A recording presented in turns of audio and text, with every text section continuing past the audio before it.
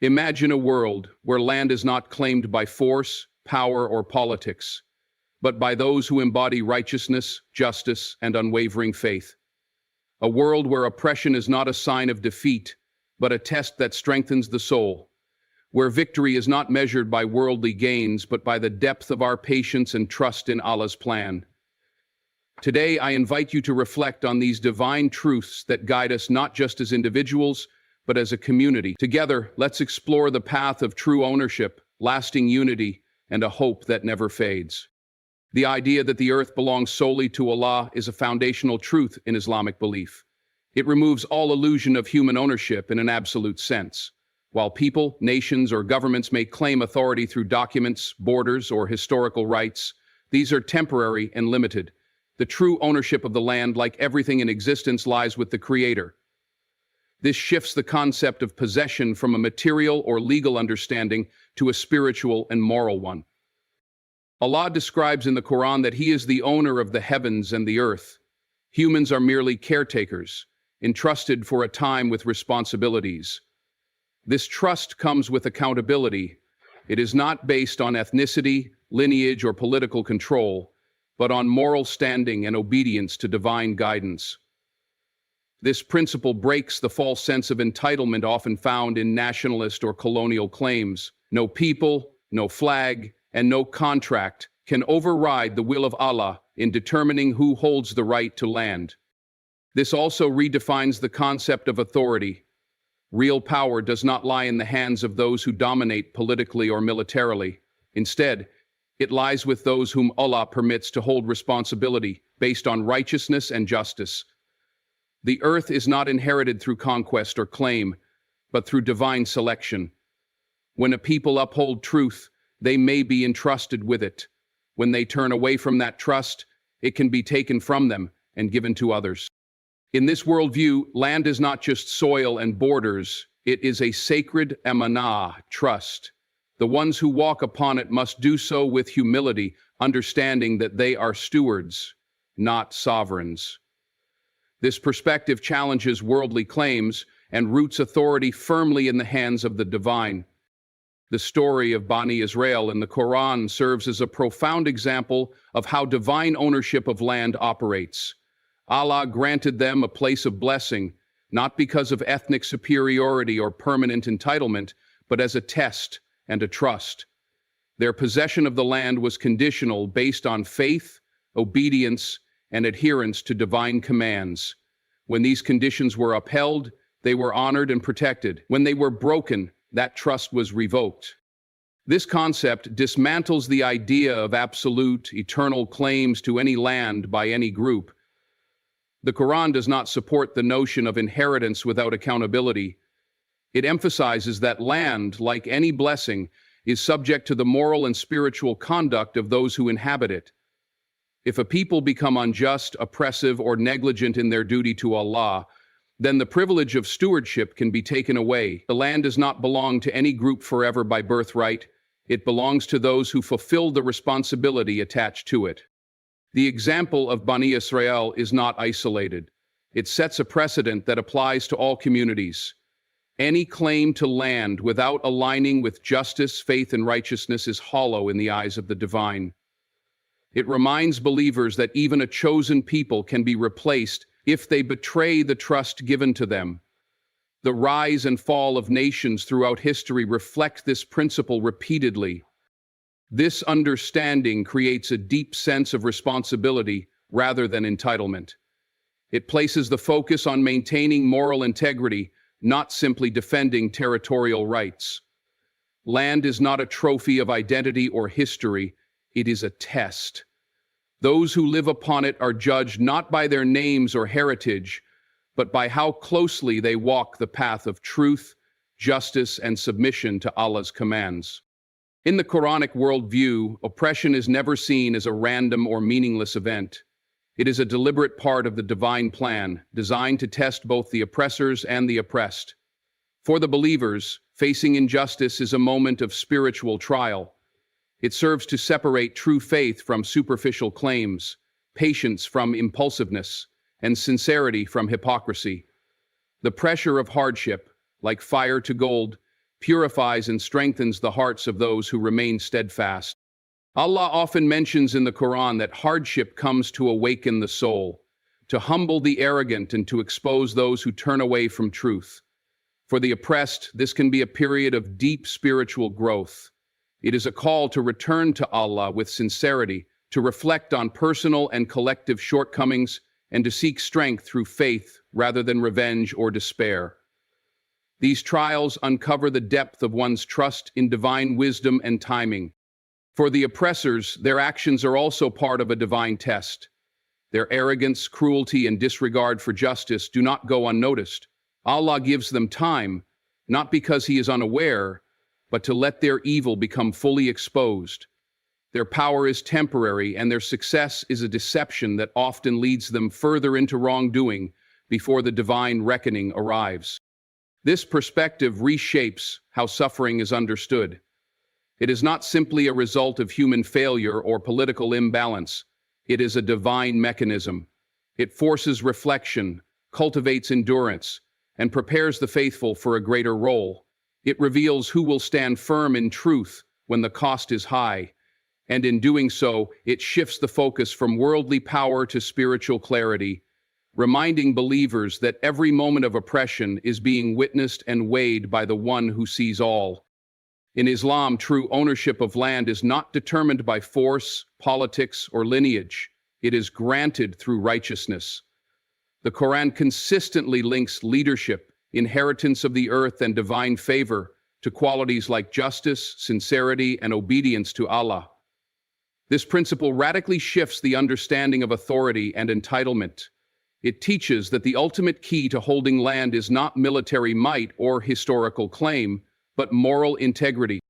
Throughout history, many have ruled through power, but few have held their positions with divine approval. The Quran states that Allah grants leadership in the land to those who are patient and certain in faith. It is not the size of armies or influence of alliances that secure lasting presence. It is the quality of the people's character, their commitment to justice, and their alignment with divine guidance. This standard applies universally. No group has a monopoly on righteousness. Any community that lives by truth, upholds justice, and walks humbly with faith can be entrusted with land. Conversely, those who abandon these values, even if they were once favored, risk being replaced. This is a recurring pattern seen with past nations mentioned in the Quran. Those who deviated from righteousness were removed, and others were raised in their place. Righteousness in this context is not limited to individual piety. It includes collective responsibility, establishing justice, protecting the weak, and maintaining ethical governance. These qualities are what give a people legitimacy in the sight of Allah. Without them, all claims, whether legal, political, or historical, are ultimately fragile. This teaching emphasizes that land is a sacred trust, not a possession to be seized or hoarded. Its true deed is written in the language of taqwa, God consciousness, and only those who embody it are worthy of holding that trust. In the Islamic worldview, no cry of the oppressed is ever lost, ignored, or forgotten. Even when the world turns away, when systems fail, and when the voices of the suffering are silenced by force, Allah hears them all. This principle is deeply rooted in the Quran and Hadith, where the oppressed are given a unique status. Their supplication, sa'ah, is described as being accepted without any barrier between them and their Lord. The oppressor may appear powerful, silencing protests, controlling narratives, and escaping worldly accountability, but in the sight of Allah, none of these actions go unnoticed. In fact, the more the oppressed are denied justice in this world, the closer they draw to divine justice. Every tear, every cry, every broken whisper made in the darkness is heard by the one whose hearing is perfect and whose justice is absolute. This reality offers both comfort and warning. For the oppressed, it is a source of strength and dignity. They are not forgotten, even when forgotten by society. Their pain is recorded, and their endurance is honored. For the oppressor, it is a stern reminder that power is not protection from accountability. Time may pass, but divine justice is inevitable. Islamic teachings also emphasize that the prayer of the oppressed is answered, even if they are sinful or distant from faith. This shows how sacred their suffering is in the eyes of Allah. The act of enduring injustice with patience, turning to Allah in desperation, and refusing to surrender to despair elevates the oppressed spiritually, even as they are pushed down socially. This understanding transforms suffering into a form of sacred testimony. It assures believers that justice is not bound by courts or governments. It is in the hands of the one who hears every cry and never fails to respond. In the Quran, victory is not promised to the strongest or most strategic, but to those who remain firm in faith through trials and adversity. Steadfastness, sabran, is a central quality that Allah praises and rewards throughout His message. It is through patience, resilience, and unwavering belief that individuals and nations earn divine support and ultimate success. The path to victory is not defined by ease, but by the ability to remain committed to truth under pressure. Many of the prophets and righteous people faced intense opposition, exile, and even torture. Yet their perseverance in the face of injustice is what marked them as true leaders in the sight of Allah. Their victories often did not come immediately, and sometimes not in worldly form, but they were always honored, elevated, and remembered because they endured. This patience was not passive, it was an active, conscious stand against falsehood, grounded in faith and hope. Steadfast faith involves more than personal endurance. It means holding on to principles when they are unpopular, defending justice even when it's costly, and trusting in Allah's wisdom and timing above all. When believers remain firm despite loss, pain, or fear, they prove their sincerity not just to the world, but to themselves and to their Creator. The Quran connects this quality directly to leadership and legacy. Allah promises that those who remain patient and have firm conviction will be made inheritors of the earth. This inheritance is not just about land, it is about responsibility, honor, and lasting influence. Steadfastness refines the soul, builds collective strength, and draws divine assistance at the exact moment it's most needed. Through patience, a believer not only survives the storm, but emerges stronger, with the potential to lead others by example, grounded in faith and unshakable trust in Allah. In Islam, the unity of the Ummah, the global Muslim community, is not simply encouraged, it is a divine command. The Quran repeatedly instructs believers to hold fast to the rope of Allah together and not become divided. This unity is not based on race, nationality, or political alliance, but on shared faith, values, and commitment to truth. When the Ummah is united, it reflects the strength, compassion, and balance that Islam stands for. When it is divided, it becomes vulnerable, not just politically or socially, but spiritually. Disunity weakens the collective body of the Muslims. The Prophet Muhammad described the Ummah as one body. If one part is in pain, the whole body feels it. This analogy highlights the deep sense of mutual responsibility that believers must have for one another. Ignoring the suffering of fellow Muslims, whether near or far, is not just negligence, it is a betrayal of the very brotherhood that Islam seeks to cultivate. Unity also requires humility, selflessness, and prioritizing the greater good over individual or group interests. It is not about erasing differences, but about working through them with justice, respect, and the shared goal of pleasing Allah. Even when disagreements arise, the Quran teaches believers to resolve them with wisdom and patience, not hostility. Throughout Islamic history, periods of strength and influence were marked by unity, while times of weakness often followed internal division. This pattern reveals the critical importance of collective harmony. When Muslims are truly united in heart, purpose, and principle, they become a force for justice, mercy, and truth in the world. The call to unity is therefore not just strategic, it is sacred. It reflects the nature of the faith itself, one that binds individuals into a single, purposeful body, guided by divine light and mutual care. In Islam, belief is not measured by words alone, but by how those words are lived.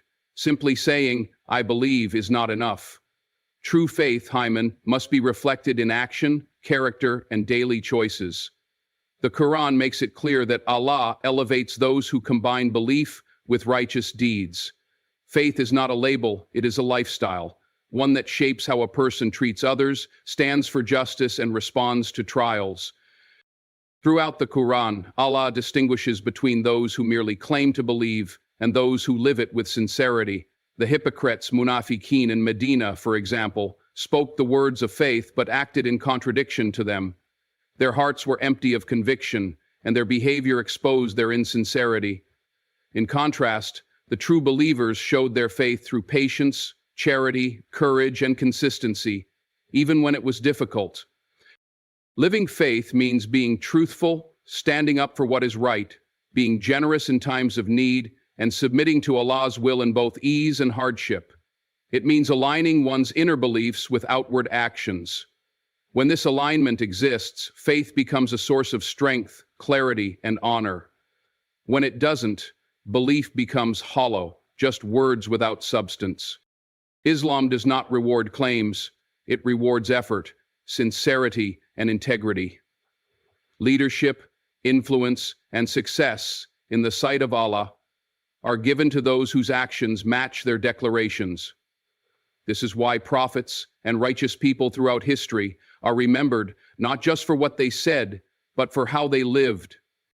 Ultimately, real power lies in character. A person who embodies faith through humility, justice, and consistency carries a far deeper impact than someone who speaks grand words but fails to act.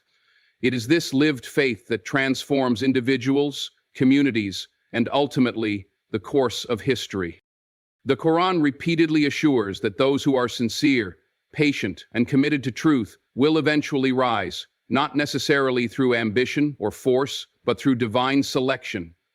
This rise is not just political or material, it represents moral leadership, influence, and the establishment of justice. Allah promises in multiple verses that He will grant authority on earth to those who believe and do righteous deeds, just as He did for the faithful in the past. The rise of the righteous is not about seizing power for personal gain. It is about being entrusted with responsibility because of one's integrity, humility, and service to truth. Unlike worldly systems that often reward the loudest or the most aggressive, divine elevation is based on sincerity and steadfastness. When individuals or communities remain committed to justice, mercy, and worship through trials, they are prepared inwardly to carry the weight of leadership. Islamic history provides countless examples of this divine pattern. From Joseph, who was raised from prison to power, to the early Muslims who endured persecution before establishing a just society in Medina, righteous leadership often comes after long periods of hardship and purification. These trials serve to strengthen character and deepen reliance on Allah, making the victory not just a reward, but a trust. This promise also brings hope to the oppressed and the sidelined. It affirms that sincere effort is never wasted, even if the results are not immediate.